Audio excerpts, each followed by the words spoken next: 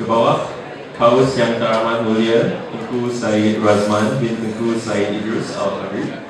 Tunku besar kampin bersama Yang Mulia Tunku Isteri Cik Puan Charlita binti Umar, Tan Sri Puan Sri Dato' Datin, family and friends, ladies and gentlemen, Assalamualaikum warahmatullahi wabarakatuh, and a very good evening.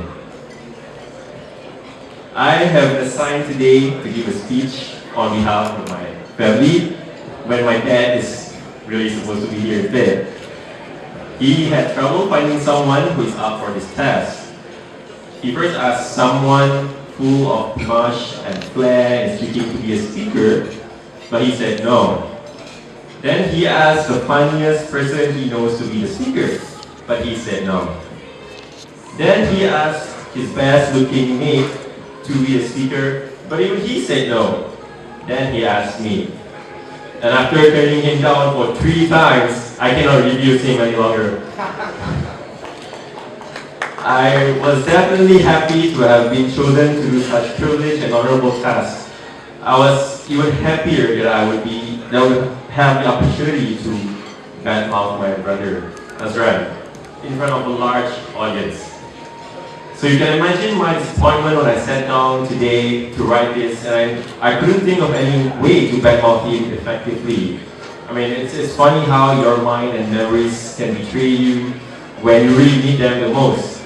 Of course, I cannot stand up here and say all sorts of good things about Azran, right? I mean, he's my brother after all. So I thought maybe I'd talk about marriage. But then I realized, how the heck am I going to talk about marriage? I'm not married. You beat me to it. So that brought me back to badmouthing him, and although I can stand up here and tell you about that one time when he wanted to literally set fireworks inside my house because he was so angry at me, my brother, my grandma, and Uncle Adrian had to come and save us. But, and relate a string of other incidents like that, I wouldn't do so. Instead, I want to tell you who Azran really is. Life for Azran began on 8th July 1989, and being a good brother and doing what a brother is supposed to do, I never really took much interest in Azran's 2 years. But I'm sure he must have excelled in every subject, as he managed to achieve enough grades to get into college and obtaining a degree. Azran and I are just 1 year apart. Often people have this misconception that Azran is the older of the two, probably because of his superior size. But that is in fact not the case. I'm the older one, just by 1 year. I swear. That, however, does not carry any privilege, as Azran always liked to assume the big brother role. He frequently instructed our younger siblings and I to do numerous things for him. Whether we like it or not, we always gave in. But no, don't get me wrong, it's not because we love him. It's because we fear that he may beat us all up. Growing up with Azran was definitely something I will always remember. We had good times, and like all siblings, bad ones as well. From the time when we grew up in the US, playing toys together, to the fights and arguments that we had, I think the letter has made us understand each other even better. I recall a time when he went absolutely berserk when I did not pass him the ball in a game of basketball. That was not pretty sight. But that debacle made me understand him even better, and surely pass him the ball more often than that. But I must admit though that you, Azran, along with Daniel, where are you? Here. Andi, where are you? I mean, you guys are my best teammates in basketball ever. I didn't have much chance to see Azran embrace adulthood as I was studying abroad for a while. But when I came back, to my pleasant surprise, this big bully I knew has turned out to be more responsible, caring, and loving man.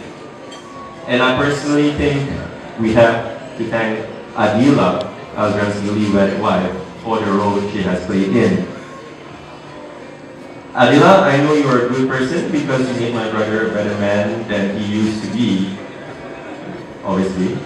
That is why I am so much grateful that he decided to marry a loving and caring girl like you. With that, I am deeply honored to welcome you to the family. It is also lovely to see so many of our family and friends here today to help us celebrate the happiest day of Azran and Nila's lives. I know that some of you have traveled a long way to be here, and that means a lot to us. Thank you for making all the effort to come over tonight. It really wouldn't be the same without all of you. It would have been slightly cheaper, but that's not the point. Thank you all for your very generous gifts. There are lots of boxes outside here. And many, many, many thanks to those of you who have given cash. Special thanks from Adila's family, who has willingly accepted Azran into their family and treated him ever so well.